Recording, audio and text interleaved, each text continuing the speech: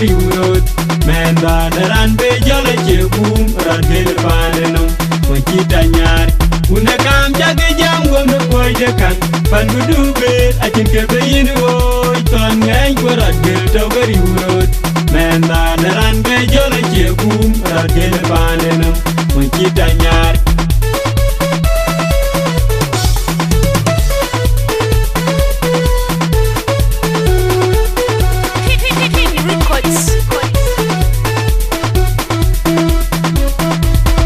Piet ke chukwe tingi biaga chung daga yen banyut bayen nyiter kinyan bio pin panda muja chere chung piet ke chukwe una kam jage jam gomno koy de kan pandu dubi akin ke bayin woy ton ngay ko radgel to beri urot menda naran be jala chegum radgel baneno Wajita nyari yung piet ke chukwe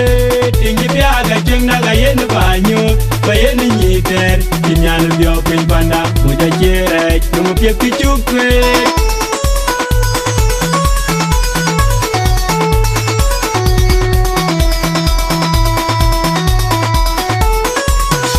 Una kam jage jam gomno koy de kan pandu dube akin ke bayin woy ton ngay ko radgel to beri urot Menda naran be jole chegum radgel paneno Wajita nyari Una kam jage jam gomno koy de kan pandu dube akin ke bayin woy ton ngay ko radgel to beri urot Menda naran be jole chegum radgel paneno Wajita nyari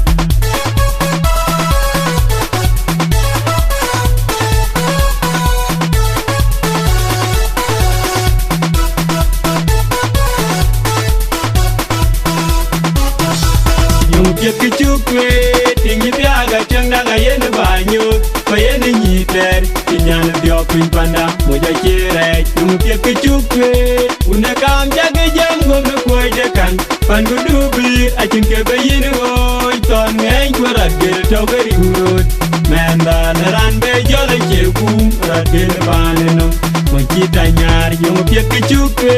tingi biaga chung daga yen banyut bayen nyiter kinyan bio pin panda moja chere chung piet ke chukwe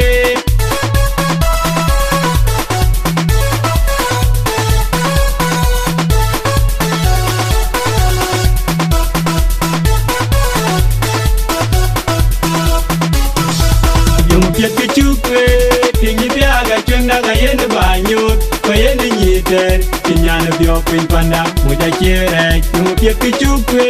Una kam jage jam gomno koy de kan pandu dube akin ke bayin woy ton ngay ko radgel to beri urot Menda naran be jole chegum radgel paneno Wajita nyari yung piet ke chukwe tingi biaga chung daga yen banyut bayen nyiter kinyan bio pin panda moja chere chung piet ke chukwe